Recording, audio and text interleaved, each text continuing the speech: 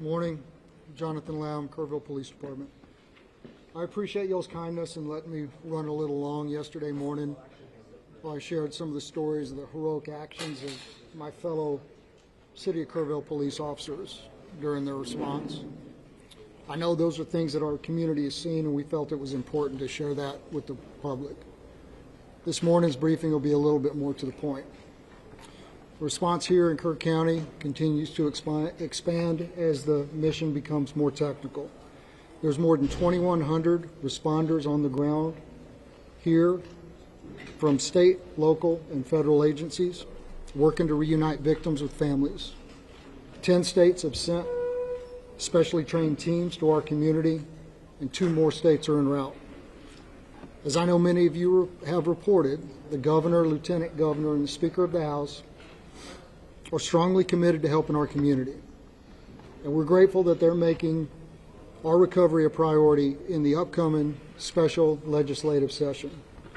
Our City of Kerrville and Kerr County leadership are committed to a transparent and full review of processes and protocols. The special session is going to be a starting point for that work, but our entire focus since day one has been on rescue and reunification, which leads me to our latest report. As of 8 a.m. this morning, there have been 96 confirmed deaths, 60 adults, and 36 children. The number of missing remains at 161, and there remain 5 campers and 1 counselor from Camp Mystic among the missing. If family members had reported a loved one missing and they've returned safely, we ask that you notify us through kerrvillemissing@dps.texas.gov or call 830-258-1111. Again, that's kerrvillemissing@dps.texas.gov or call 830-258-1111. Additionally, the state of Texas, FEMA, the Small Business Administration have opened a disaster recovery center here in Kerrville for those who have been affected by the storms. It's currently open at the First Baptist Church here in Kerrville at 625 Washington Street. It'll be open from 8 a.m. to 7 p.m. every day. The Individual Assistance Program can provide financial support for things like medical and dental assistance, vehicle damage, housing, child care, and replacing essential items, even for non-residents who were impacted by the floods. You can visit disasterassistance.gov, use the FEMA app, or call 1-800-621-3362. And again, that's disasterassistance.gov, use the FEMA app, or call 1-800-621-3362. And in closing, I'd like to say one more time, on behalf of our Unified Command here in Kerr County, how appreciative we are for the help since this tragedy took place. People from all over Texas, all over the country, continue to show their support in so many ways, and we are thankful. And with that, I'll take a few questions. Yes, sir. Yes, sir. Morgan Chesney, NBC News. Did the inability of police radios to communicate directly with county radios hamper rescue or recovery efforts as those waters rose?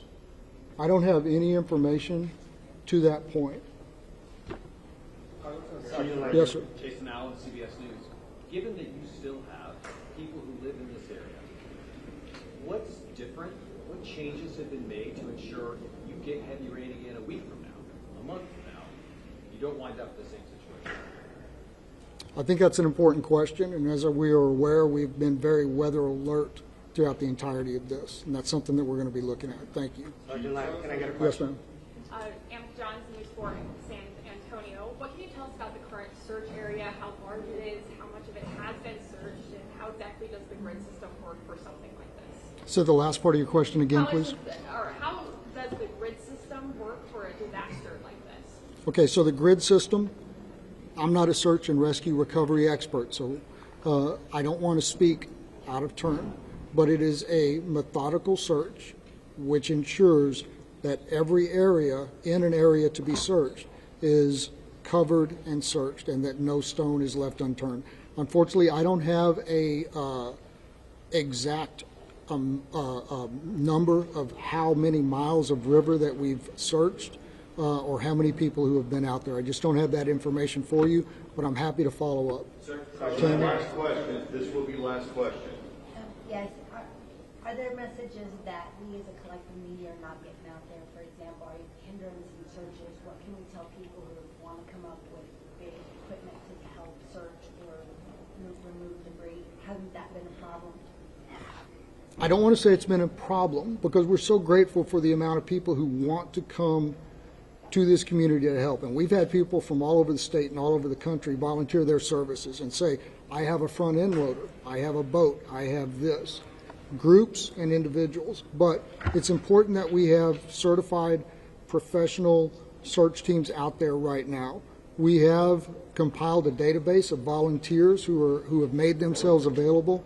And if and when that time comes that we are able to call upon them, we will be calling upon them. In the short term, I believe that all of our basic needs are being met, both through the federal and state response and the support that we've been getting, as well as this community rising up in a really unprecedented way to show their support for all of us here. Thank you very much.